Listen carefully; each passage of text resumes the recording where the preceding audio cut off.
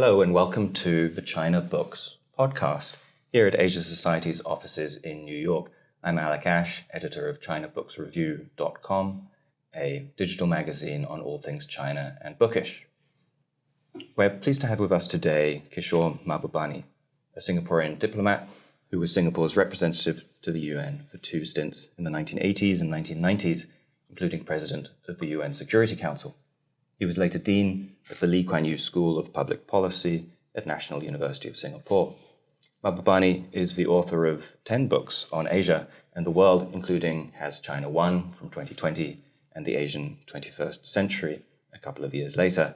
His new book, Living the Asian Century, is a memoir of his upbringing in Singapore, his public service and academic career, and his views on our world and its future. Though the book has a large scope, we'll be focusing more on China in this conversation, given our remit, albeit with a wide view lens. So, Kishore, I enjoyed your opening sentence of this memoir, blame it all on the damn British. As a damn Brit myself, I can't resist by asking about this before we get into more contemporary questions.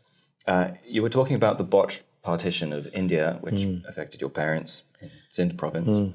But the same argument could also be made about the British mandate in Palestine and its own partition, which led to the creation of Israel and a lot of troubles in that part of the world. You could also talk about Britain in Africa and in China with treaty ports and gunboat diplomacy. And of course in Singapore with Sir Stamford Raffles.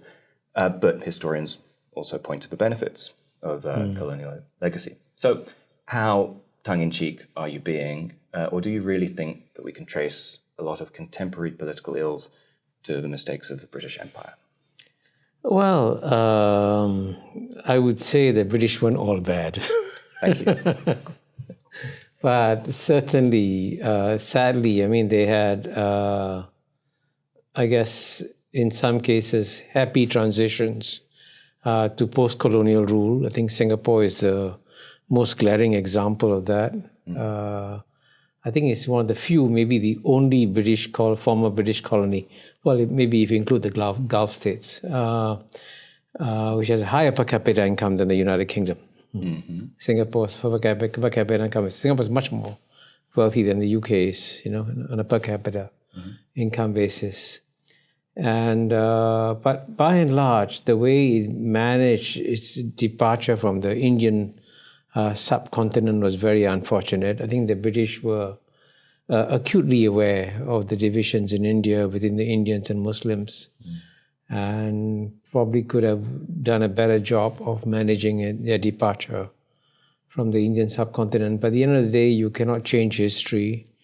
The fact is that my parents suffered a great deal because of the tremendous anger within the Hindus and Muslims at the point of the end of colonial rule. And there's, millions of Hindus and Muslims killed each other in 1947. And as I explain in my book, my mother could have been one of that statistic. But she had a very close shave. She managed to escape and fortunately landed up in Singapore. And I was born in Singapore in 1948.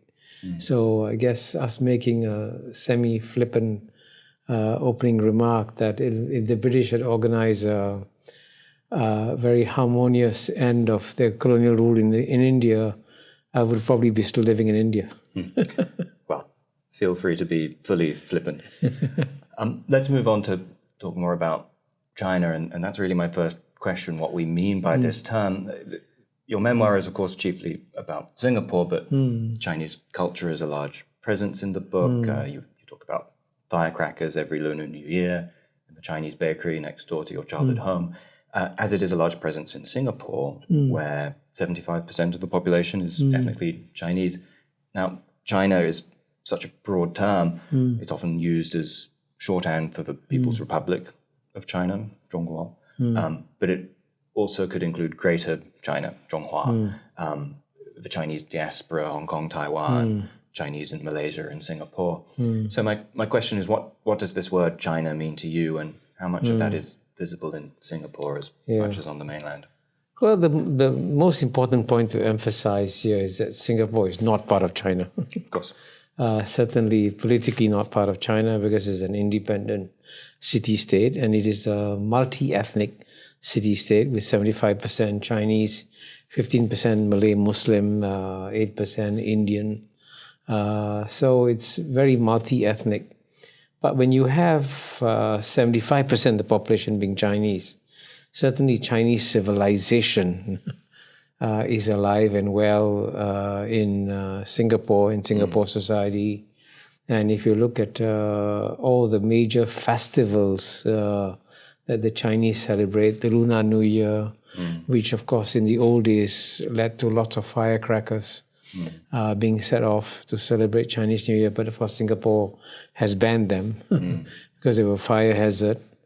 And then you have the Mid-Autumn Festival and other such festivals regularly in Singapore.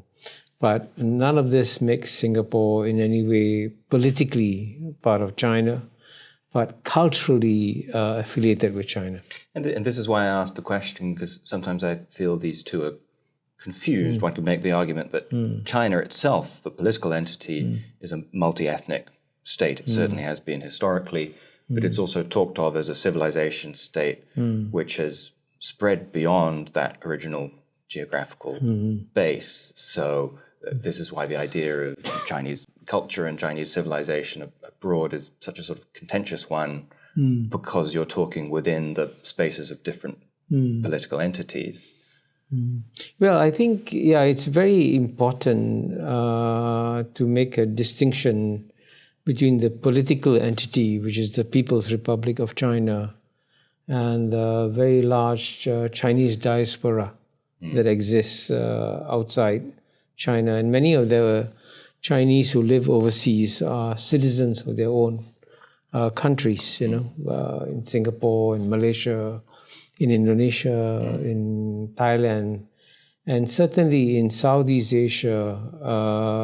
Most of the Chinese in Southeast Asia make it a point to emphasize that they are culturally Chinese, but politically citizens of their own countries, and quite strong about that.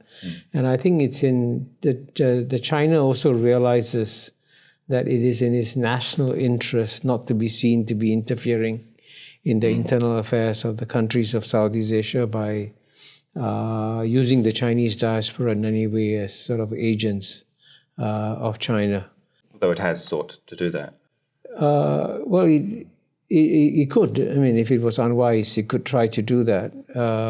But they realize it would be unwise to do so. And that's why overall, you notice that China has a reasonably happy relationship with its Southeast Asian neighbors today, because there are very clear understandings of what are the do's and don'ts of the relationship. If I may, and we don't need to answer this if you don't want to, but I think it is a valid question to talk about these sort of influence outside of China's boundaries.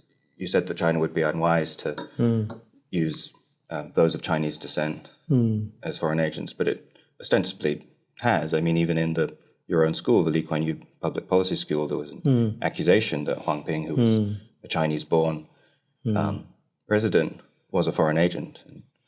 Well, Huang Jing was an American citizen, not a Chinese citizen. And the Singapore government never said which country he was supposed to have represented. And the Singapore government made it very, very clear that he would not declare which country he was representing. And at the end of the day, as you know, he left Singapore. And so I think the Singapore government has made it very, very clear that it is in the nature of great powers to always try to interfere in the affairs of small states. So, as you know, in my memoir, I describe how in the 1980s, Singapore expelled an American diplomat, Hank Hendrickson, for having tried to interfere in Singapore's internal political affairs. So we've had instances of such interference going back a long time. So this is normal behavior. And we believe that the answer to that is to keep your own country strong and secure so that there's no danger of foreign powers being able to influence your politics. Let's talk more about China, Okay. given the remit of our podcast and publication. One of the arguments in your 2020 book, Has China Won, is that it's normal for a predominant power, namely the US, to try and keep down an emerging superpower like China, but in effect that this won't stop history. And while you engage with the titular question, has China won, it does feel like you think that China will be the dominant force to me in this Asian century. And the relative decline of Western powers to China's rise is oft remarked, but it's also easy to challenge, especially now with China's economic troubles and its internal dissent. So can I draw you out on this more? Is the Asian century, is it really the Chinese century? And if so, how do you see that happening and on what time frame?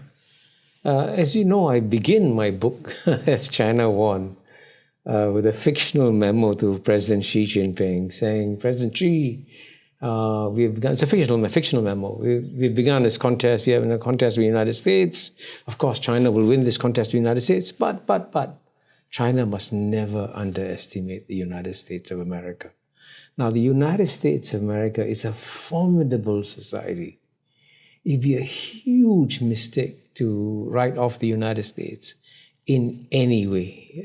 In fact, with all the chaos that is happening, I think there are not many countries that can survive 4 years of Trump, but the United States can and emerge after that too. So I would say it is not a given by any sense that China is going to win this contest between the United States and China. We will find out, I think, in 10 to 20 years from now. But the main reason why I wrote the book, Has China Won, was to send a message that it was a mistake for the United States to launch this enormous geopolitical contest against China without first working out a comprehensive long-term strategy. And I emphasize in the book that that insight did not come from me. That insight came from Henry Kissinger after a one-on-one conversation that I had with him. And he allowed me to share his insight with his fellow Americans in that book. So I think United States is a country with tremendous challenges, but also extraordinary abilities. And China is also a country that has tremendous challenges and also has extraordinary strengths too. So that's why this contest within the US and China will grip us for the next decade or two, because it's the largest geopolitical contest ever seen in human history. This idea of the Asian century, or Chinese century as some people put it, how do you square that with another catchphrase you've used, the multipolar world, without a single hegemonic center? How can both be true? Well, if there's no contradiction between the Asian century and a multipolar world if many of the independent poles in the multipolar world are Asian. As you know, and this I must emphasize is not going to be the Chinese century by any means. One important statistic that every American should know is there are 1.4 billion people living in China, but there are 4.5 billion people living in Asia, by and large, if you include West Asia, Central Asia, South Asia, Southeast Asia. So we have 55% of the world's population. And to understand what I mean when I say that we're moving to the Asian century, what is actually quite shocking is that there are 52 member states, Asian member states in the UN. In the year 2000, quite amazingly, the US economy alone was bigger than the combined 52 member states of Asia, which included at that time Japan, China, India. Amazing. And that showed why the 20th century was the American century. Such an amazing economy. But today, the combined Asian economies are 1.5 times bigger than the United States. And by 2050, they'll be 3 times bigger than the United States. And so that's what I mean by the Asian century, that the economic weight of Asia will become so much larger than that of the United States by a huge measure. And so that's why the economic power but will also shift of to the Asia. West, of the United States, perhaps, but how about incorporating the EU? Let me give you an interesting statistic on Europe. The European Union used to be in 1980, I think I forget now, 8 to 10 times bigger than China. European Union, 1980. Today they're both about the same size. By 2050, the European Union combined will be half the size of China. So, there are massive shifts of power taking place in the world. And I want to emphasize that we who are living today, are actually living in one of the most exciting moments of world history ever. Because we are seeing the rebirth of strong Asian civilizations, not civilization. And I believe personally that we are on the cusp of a great Asian renaissance now. Because of once you lift up people below a certain level of, having to meet their basic needs every day, right? And Asia has seen this remarkable explosion of a middle-class population. Now, let me give you another statistic so you understand what I mean by that. The combined population of the three growth poles in Asia today, I would say, are the new CIA countries. CIA is not Central Intelligence Agency, but China, India, ASEAN. Okay. So you add up the 1.4 billion people in China, 1.4 billion people in India, 700 million people in ASEAN, Southeast Asia, comes to 3.5 billion people. Now, out of these 3.5 billion people, in the year 2000, only 150 million out of 3.5 billion people enjoyed middle-class living standards by World Bank standards, middle class. And that number exploded from 150 million to 1.5 billion, an increase of 10 times in 20 years. And by 2030, which is 6 years away, that number could hit 2.5 to 3 billion. Now, the largest middle-class population in the world is going to be in Asia. And by the way, if you add up the population of United States and European Union combined, it's less than 1 billion. And even if they were all enjoying middle-class living standards, but they don't, the figure is much smaller. So I think it's important, therefore, to emphasize that we are seeing phenomenal changes in our time, and we have to psychologically get ready for the Asian century. Now, I'm going to challenge you directly on this. Sure. And I know you enjoy a challenge. So I'm sure you'll take it just in the spirit of Please do, yes. free debate and exchange of ideas. The essence of the challenge is that I don't think China sees it this way. I think China wants it to be the Chinese century, not the Asian century. Your remarks on us living through a time of unprecedented change is certainly something that Xi Jinping agrees with. In fact, he and Vladimir Putin said the same remarks to each other in a private conversation. I think what it boils down to here is a question of intentions, and whether China's intentions are peaceful and whether its actions are beneficial to the world at large. There's a lot of talk from China about it being peaceful. There always has been. Some of its actions are beneficial, such as investments to other parts of the world, much like arguments about the British Empire, to bring this full circle.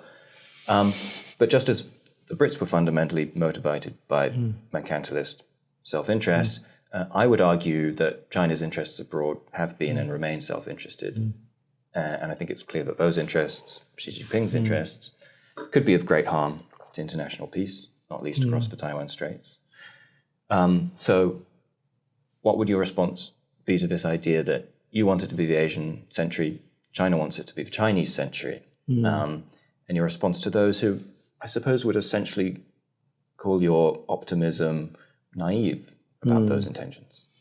Well, I'm very happy to be called naive by anybody, except that unfortunately I've been writing about the rise of Asia for over 30 years. And so far, unfortunately, all my predictions have come true. So the reason why even the economists, I think, call me the muse of the rising Asia. So I think your larger question was about China's intentions, I think. And I think it's very important to make a distinction between two separate questions. One is whether or not China will be peaceful. And the next question is whether China will be benevolent. Right? These are two completely separate questions. Now, I believe that the phrase benevolent great power is an oxymoron. There's no such thing as a benevolent great power. All great powers, and this has only been true for 2,000 years, will put their own interests first and everybody else's interests second. And so when any small country deals with a great power, the small country be very naive if it believes that the great power will sacrifice its interests for the small state. But the question as to whether or not China will be peaceful is a completely different question. And here the answer is actually given in the opening pages of Henry Kissinger's book on China. And as you know, he begins the book with a long discussion of Sun Tzu. And Sun Tzu, the great Chinese strategist, believed that the worst way to win a war is to win it by fighting. And the best way to win a war is to win it without fighting. So there's no question that China will seek to expand its influence and its impact on the region and the world. But the Chinese can also believe that the stupidest thing they could do is to emulate the United States and start fighting a new war every few years. And this is Kissinger's book, I must emphasize. Kissinger says the Chinese believe that it's the height of stupidity to keep fighting wars, when if you can achieve what you want to achieve without having to fight wars. And the Chinese certainly have emerged as a great power. And by the way, out of the 193 countries in the world, the vast majority of the countries in the global south now accept China as more or less an equal power to the United States. And the Chinese have achieved this without fighting a single war. And so that's the remarkable thing about the Chinese. So I have no doubt that China will try to expand its reach and influence, because that's what all great powers do, but they believe it would be stupid to do so by starting or fighting wars. And you don't see this as a potential problem if China seeks to expand its influence in Southeast Asia, claiming more of the South China Seas, influence across the Taiwan Straits. You don't see that as an effort to make the Asian century the Chinese century? Well, I mean, I'm glad you mentioned Southeast Asia, because Southeast Asia actually has lived with China for 2,000 years. And out of the 10 states in Southeast Asia, 9 have an Indic base. Indian culture has had a far greater impact on Southeast Asia than China has had. So Southeast Asia is used to living with many powers as its neighbors. So Chinese influence will grow in Southeast Asia. There's absolutely no question. I mean, again, to give you a simple example, in the year 2000, trade between ASEAN and China was only $40 billion in the year 2000. By 2022, it had hit $975 billion, almost $1 trillion. It was the world's largest trading relationship. Surely with so much trade, Chinese influence is going to grow, obviously. But at the same time, Southeast Asia is also very good at hedging its bets. And so the United States, for example, has now invested more in Southeast Asia than it has in China, Japan, South Korea, India combined. Now that shows a geopolitical shrewdness of the Southeast Asians that is completely underestimated by simple-minded Westerners who see the world in black and white terms and don't understand that in Asia, the name of the game is nuance. And don't try to put people into categories. You're either pro-Chinese or anti-Chinese or pro-American or anti-American. No. The Southeast Asians will protect their interests and have developed wisdom over the ages of how to handle their interests. I'll give you one example. The one country that understands China better than any other country, I believe, is Vietnam. Now, they've had a relationship for 2,000 years. And Vietnam, by the way, was occupied by China only for 1,000 years. And the Vietnamese have a saying that to become the leader of Vietnam, you must be able to stand up to China. And you must be able to get along with China. If you cannot do both, you cannot be a leader of Vietnam.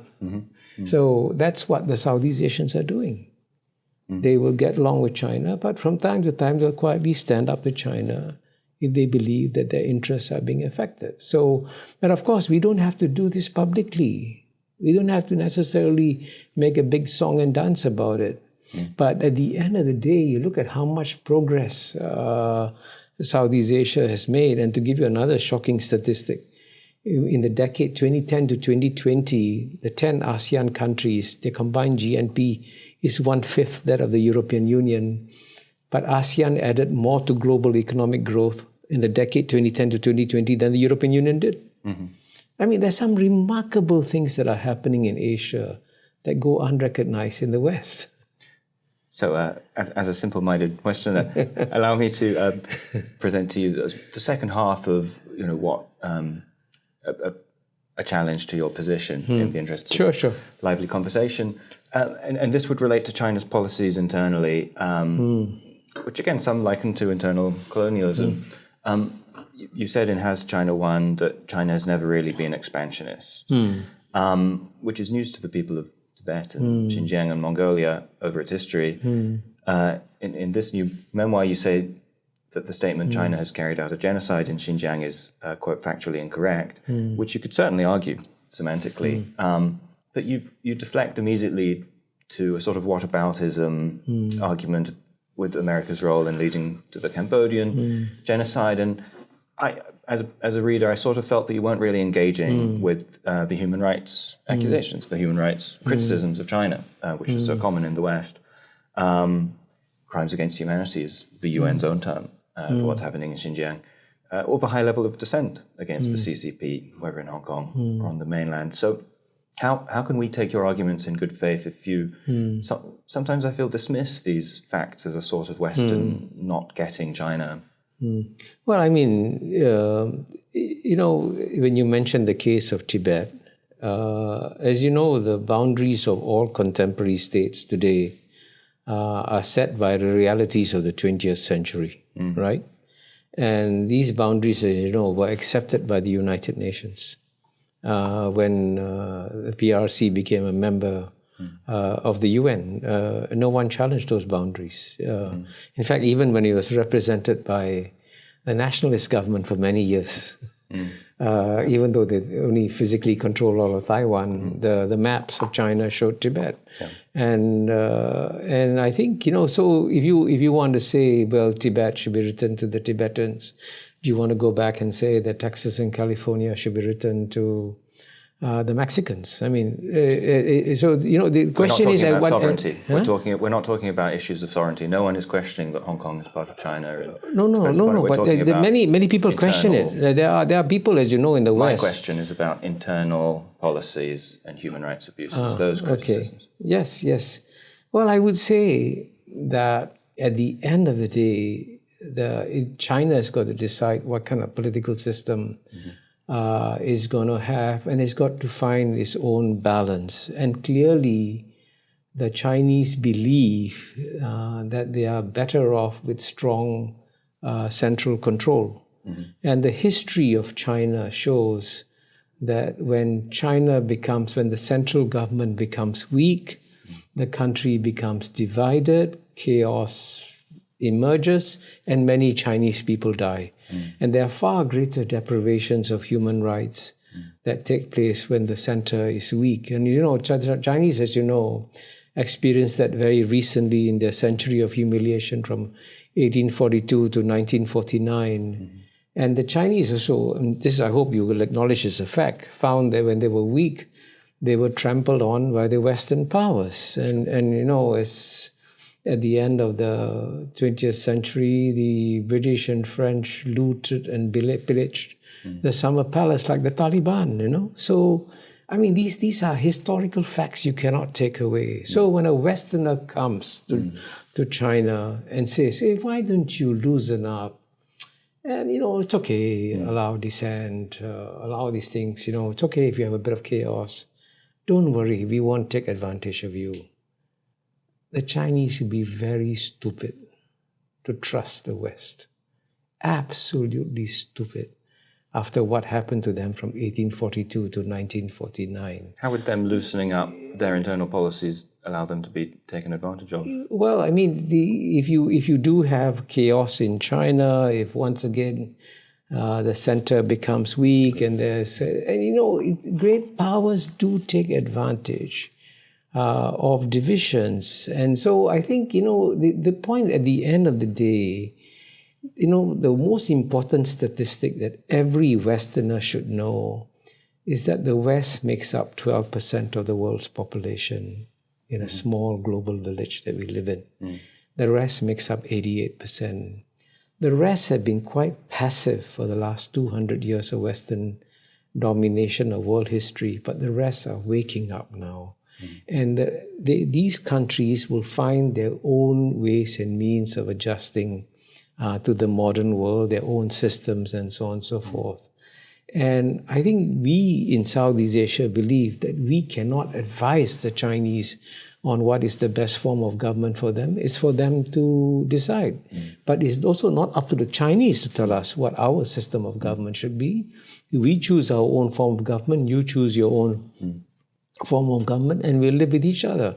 And the same is true of India too, by the way. I mean, India also is going to choose its own balance of freedom and authority in many of these areas. And all societies are struggling to find the right balance. And I think even in the West, there will be, I believe, a move away from emphasizing too much individual freedoms towards emphasizing some degree of need for national cohesion in addition to having individual freedoms. But again, every society has got to make that decision for themselves. And certainly, apart from the West, you notice that most countries in the global South don't go around lecturing other countries on what is good or what is bad for them.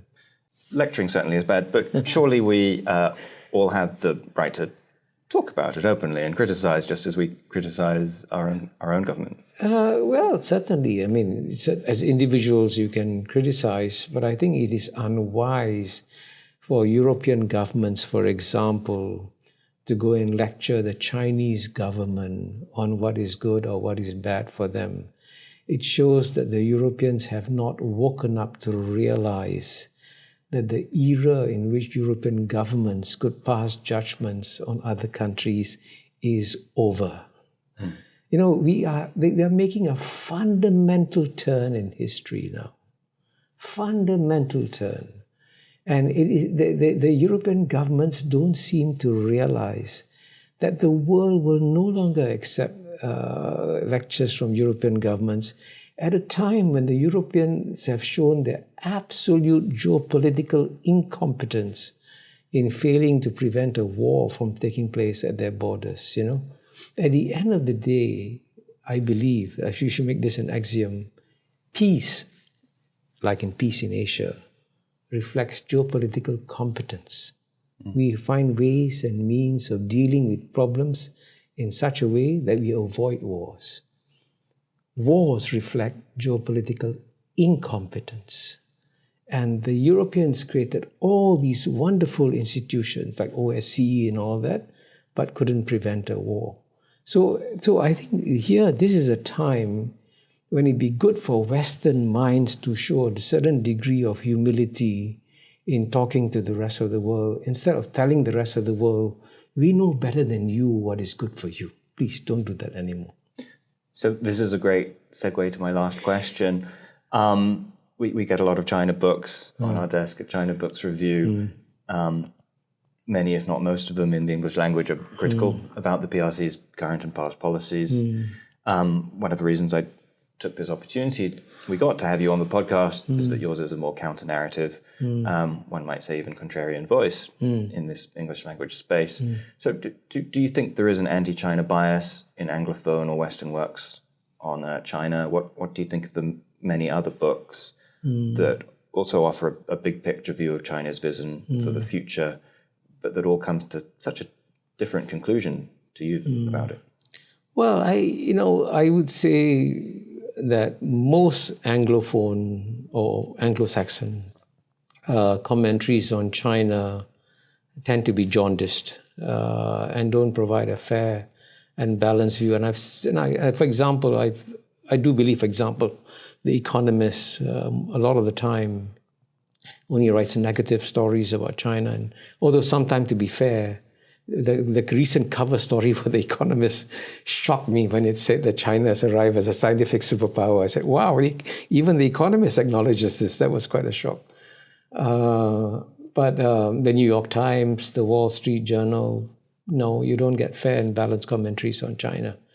And I would say that unfortunately, because as you know, the book publishing industry is dominated by the West, and most of my 10 books, by the way, were published in the West. In fact, this book is published by PublicAffairs, which has published 5 of my books from New York.